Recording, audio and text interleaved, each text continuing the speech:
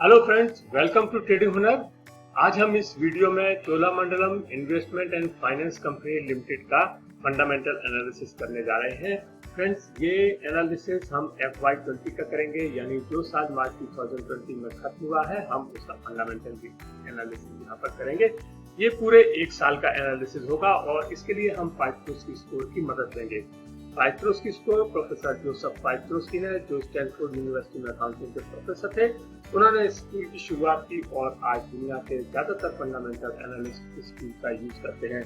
इसमें 9 क्राइटेरिया होते हैं और कंपनी को हर क्राइटेरिया को फुलफिल करने पर पॉइंट्स मिलते हैं। यदि कोई कंपनी कोई क्राइटेरिया फुलफिल नहीं कर पाती है तो वहां उसे कोई पॉइंट नहीं मिलता है। तो इस प्रकार से कोई भी कंपनी मैक्सिमम 9 पॉइंट्स अचीव कर सकती है, लेकिन जो कंपनियां 7, 8 या 9 स्कोर अचीव करती है हम उन्हें स्ट्रॉन्ग फंडामेंटल वाली कंपनी कहते हैं।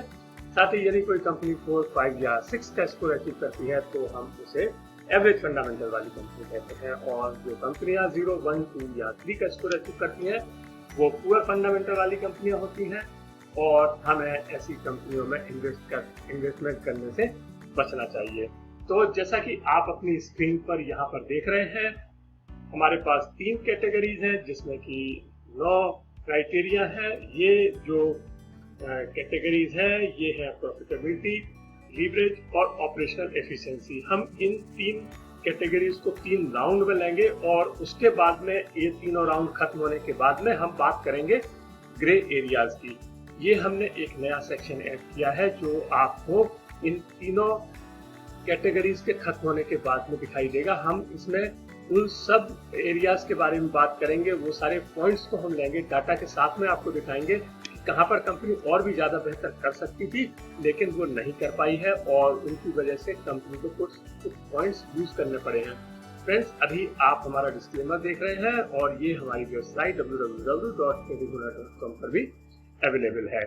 तो हम शुरुआत करते हैं Cholamandalam investment and finance company limited की फंडामेंटल एनालिसिस की, और इसकी शुरुआत हम लेंगे सबसे पहले राउंड 1 में, जो कि है प्रॉफिटेबिलिटी का राउंड, और इसमें है 4 क्राइटेरिया। कौन कौन से वो क्राइटेरिया है? जो सबसे पहला क्राइटेरिया है वो है पॉजिटिव नेट इनकम का, यानी हमें ये देखना है कि कंपनी की जो इनकम है ड्यूरिंग द ईयर वो पॉजिटिव है या नहीं है। तो हम यहाँ पर चेक करते हैं। जैसा कि आपको मालूम है, हमें मार्च 2020 का एनालिसिस करना है, तो यहाँ पर हमने 2 कॉलम्स लिए हैं। पहले कॉलम में मार्च 2020 का डाटा है, तो यहाँ पर हमने देखा, जैसा आप अपनी स्क्रीन पर देख रहे हैं, कि मार्च 2020 में कंपनी की जो नेट प्रॉफिट है वो है 1054.14 करोड़। तो ये एक पॉजिटिव फिगर है और इसलिए यहाँ पर कंपनी को मिलेगा 1 पॉइंट। और हम आगे चलते हैं अपने दूसरे क्राइटेरिया में। दूसरा क्राइटेरिया कहता है पॉजिटिव रिटर्न ऑन एसेट। हमें ये चेक करना है कि कंपनी का जो रिटर्न ऑन एसेट है वो पॉजिटिव है या नहीं। यदि कंपनी का रिटर्न ऑन एसेट पॉजिटिव होगा तो कंपनी को 1 पॉइंट मिलेगा। तो यहाँ पर भी हम मार्च 2020 के डाटा को देखते हैं और हम देख रहे हैं कि रिटर्न ऑन एसेट कंपनी का 1.64% है, जो कि एक पॉजिटिव फिगर है। तो यहाँ पर भी कंपनी को 1 पॉइंट हम देंगे। और इस प्रकार से अब तक हमारे जो क्राइटेरिया हुए, कंपनी को 2 पॉइंट्स मिल चुके हैं। और हम आते हैं अपने तीसरे क्राइटेरिया में। तीसरा क्राइटेरिया है पॉजिटिव ऑपरेटिंग कैश फ्लो।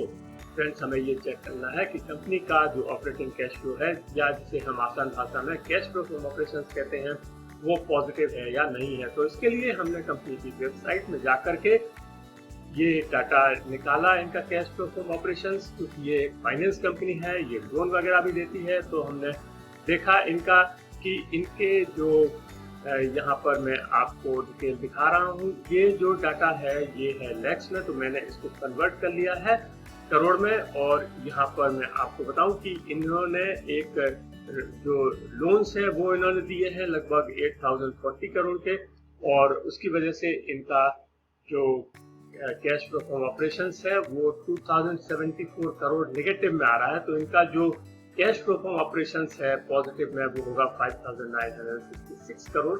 तो इस प्रकार से ये एक पॉजिटिव फिगर है और हम कंपनी को देंगे यहाँ पर 1 पॉइंट। तो हम यहाँ पर कंपनी को 1 पॉइंट देते हैं और चलते हैं अपने चौथे क्राइटेरिया की ओर। चौथा क्राइटेरिया कहता है cash flow from operations should be greater than net income. Friends, यहाँ पर हमें ये चेक करना है कि कंपनी का जो कैश फ्लो फ्रॉम ऑपरेशंस है, यानी जो अभी हमने क्राइटेरिया 3 में कैश फ्लो फ्रॉम ऑपरेशंस देखा था, वो फर्स्ट क्राइटेरिया वाले पॉजिटिव नेट इनकम से ज्यादा होना चाहिए। तो हम चेक करते हैं कि क्या हुआ है। यहाँ पर जो कैश फ्लो फ्रॉम ऑपरेशंस है वो है 5056 करोड़, जबकि नेट इनकम है 1054 करोड़। तो यहाँ पर ये obviously cash flow from operations ज्यादा है नेट इनकम से, और इसलिए हम यहाँ पर कंपनी को एक और पॉइंट देंगे। तो हमने देखा कि प्रॉफिटेबिलिटी में कंपनी ने 4 में से 4 पॉइंट्स हासिल कर लिए हैं और हमारा पहला राउंड खत्म हुआ। पहले राउंड में कंपनी को मिलते हैं 4 पॉइंट्स और कंपनी का स्कोर हो जाता है 4। तो ये था हमारा पहला राउंड। अब हम आते हैं अपने दूसरे राउंड में, और दूसरा राउंड है लीवरेज एंड लिक्विडिटी का राउंड, जिसमें है 3 क्राइटेरिया। आइए चेक करते हैं वो क्राइटेरियाज और कंपनी कैसे परफॉर्म करती है। सबसे पहला क्राइटेरिया है lower ratio of long term debt in current year. Friends, अभी आप यहाँ पर एक वर्ड देख रहे हैं लोअर। इसका मतलब है कि हमें किसी चीज से इसको कंपेयर करना है। तो फ्रेंड्स, आगे के जितने भी राउंड्स होंगे, यानी कि राउंड 2 और 3, वहां पर हमें इस तरह के वर्ड दिखेंगे, लोअर और हायर। इसका मतलब है कि हमें कंपनी का जो प्रेजेंट ईयर का डाटा है उसको हमें प्रीवियस ईयर के डाटा के साथ में कंपेयर करना है। और जैसा कि ये क्राइटेरिया कह रहा है कि lower ratio of long term debt in current year, हमें ये चेक करना है कि जो लॉन्ग टर्म डेट है, या हम जिसे कहते हैं डेट टू इक्विटी, वो हमें चेक करना है और वो लोअर होना चाहिए। यानी कंपनी को अपनी लीवरेज पोजीशन में सुधार करना चाहिए। यदि कंपनी अपनी लीवरेज पोजीशन में सुधार करती है तो कंपनी को 1 पॉइंट मिलेगा। तो हमने कंपनी की वेबसाइट से जाकर के इनका जो डाटा है वो यहाँ पर चेक किया, और हमने देखा कि मार्च 2019 में ये डेट टू इक्विटी था, वो था 8.14, जो कि मार्च 2020 में कम हो गया है और 6.71 हो गया है। तो ये एक अच्छी चीज है, और इस प्रकार से हम कह सकते हैं कि कंपनी ने अपने लीवरेज पोजीशन में सुधार किया है और कंपनी को यहाँ पर मिलता है 1 पॉइंट, क्योंकि कंपनी ने अपनी लीवरेज पोजीशन में इम्प्रूवमेंट किया है और अपने फंडामेंटल को स्ट्रॉन्ग बनाया। तो यहाँ पर 1 पॉइंट इसको मिलता है। और अब हम देखते हैं इसका दूसरा क्राइटेरिया, ये है higher asset ratio, higher current ratio in current year. Friends, current ratio का मतलब है कि करंट एसेट्स और करंट लायबिलिटीज का डिफरेंस। इसे हम लिक्विडिटी भी कहते हैं कंपनी की। तो हमें ये चेक करना है कि कंपनी की करंट ईयर में जो लिक्विडिटी है वो बड़ी है या नहीं है, यानी कंपनी ने अपनी लिक्विडिटी पोजीशन में सुधार किया है या नहीं किया है। तो हम यहाँ पर चेक करते हैं, और हमने यहाँ पर देखा कि जो लास्ट ईयर इसका करंट रेशियो था वो था 96.78, लेकिन मार्च 2020 में इसका करंट रेशियो रह गया है 88.20।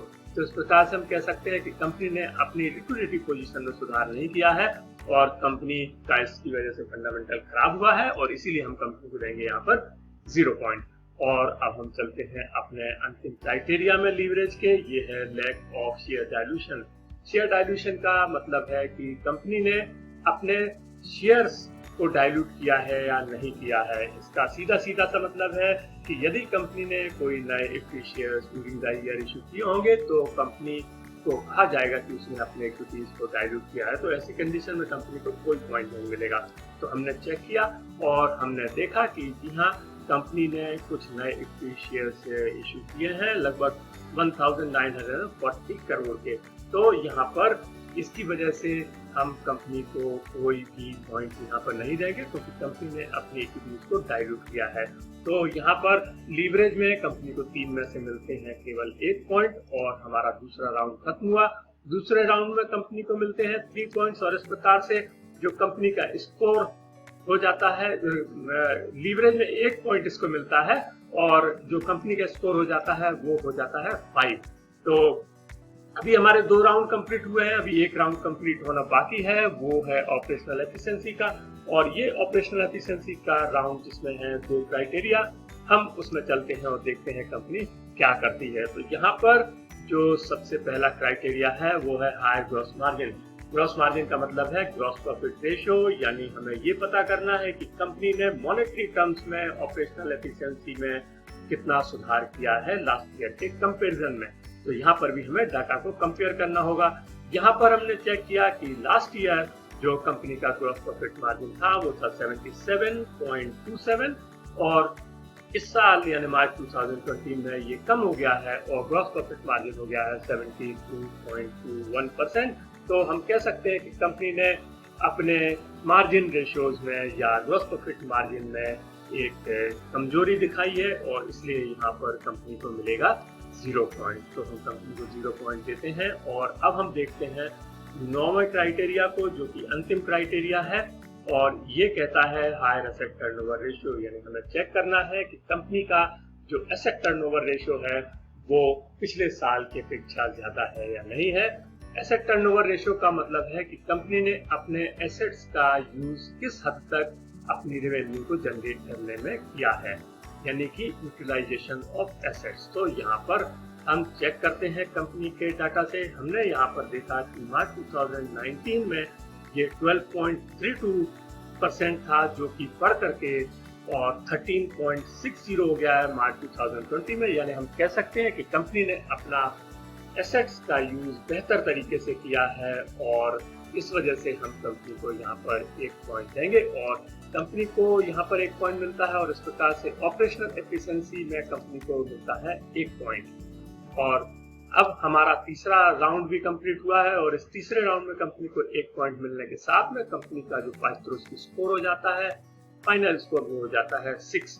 तो आपने देखा कि Cholamandalam investment and finance company limited का पाइथ्रोस्की स्कोर FY20 के लिए 6 है। और जैसा कि मैंने आपको पहले बताया था कि यदि कोई कंपनी 4, 5 या 6 का स्कोर अचीव करती है तो वो एक एवरेज फंडामेंटल वाली कंपनी कहलाती है। तो फ्रेंड्स, ये एक एवरेज फंडामेंटल वाली कंपनी है, लेकिन अभी आप जाइएगा नहीं और हम आपको ग्रे एरियाज के बारे में बताएंगे, यानी क्योंकि कंपनी ने अपने 3 पॉइंट्स खोए हैं और हम इन 3 पॉइंट्स के बारे में डिस्कस करेंगे। जैसा आप स्क्रीन पर देख रहे हैं, कंपनी ने 1 पॉइंट खोया है, 2 पॉइंट खोए हैं लीवरेज में और ऑपरेशनल एफिशिएंसी में 1 पॉइंट खोया है। तो हम इनके बारे में बारी बारी से डिस्कस करेंगे। जहां तक बात है प्रॉफिटेबिलिटी की, कंपनी ने 4 में से 4 पॉइंट्स हासिल किए हैं, लेकिन लीवरेज में इसने 2 पॉइंट्स गंवाए हैं और सबसे पहला पॉइंट इसने गंवाया है करंट रेशियो का। जैसा मैंने आपको पहले बताया था कि करंट रेशियो का मतलब है करंट एसेट्स और करंट लायबिलिटीज का डिफरेंस। तो यहाँ पर हम आपको डाटा के साथ में बताते हैं कि कंपनी के जो करंट एसेट्स हैं वो 11% बढ़े हैं, लेकिन करंट लायबिलिटीज वो 22% बढ़ गई है। जैसा कि आप देख रहे हैं, करंट एसेट्स और करंट लायबिलिटीज का जो है 11% बढ़ी है एसेट्स, लेकिन लायबिलिटीज बढ़ गए हैं 22%। तो ये था इसका पहला पॉइंट जो इसने लूज किया था लीवरेज और लिक्विडिटी में। और जो दूसरा पॉइंट है वो था इक्विटी डाइल्यूशन, क्योंकि कंपनी ने नए इक्विटी शेयर इशू किए थे, तो इसकी वजह से भी कंपनी 1 पॉइंट लूज कर रही थी। और अंत में ऑपरेशनल एफिशिएंसी में हमने देखा कि कंपनी का जो ग्रॉस मार्जिन है वो कम आया है। उसका रीजन है कि ये जो है एबिट है इनका, earning before interest and tax, जो कि रिप्रेजेंट करता है ग्रॉस मार्जिन को या ग्रॉस प्रॉफिट रेशियो को, वो 76% से कम होकर के 71% रह गया है, जैसा कि आप अपनी स्क्रीन पर देख रहे हैं। तो ये था हमारा एनालिसिस और ये थे इसके ग्रे एरियाज और जिसमें कि कंपनी बेहतर तरीके से परफॉर्म कर सकती थी। फ्रेंड्स, आपको ये वीडियो कैसा लगा? यदि आपको वीडियो अच्छा लगा हो तो प्लीज लाइक कीजिएगा और शेयर कीजिए। और यदि आपने अब तक हमारे चैनल को सब्सक्राइब नहीं किया है तो प्लीज हमारे चैनल को सब्सक्राइब कीजिएगा और बेल आइकन को प्रेस कीजिए। Thank you.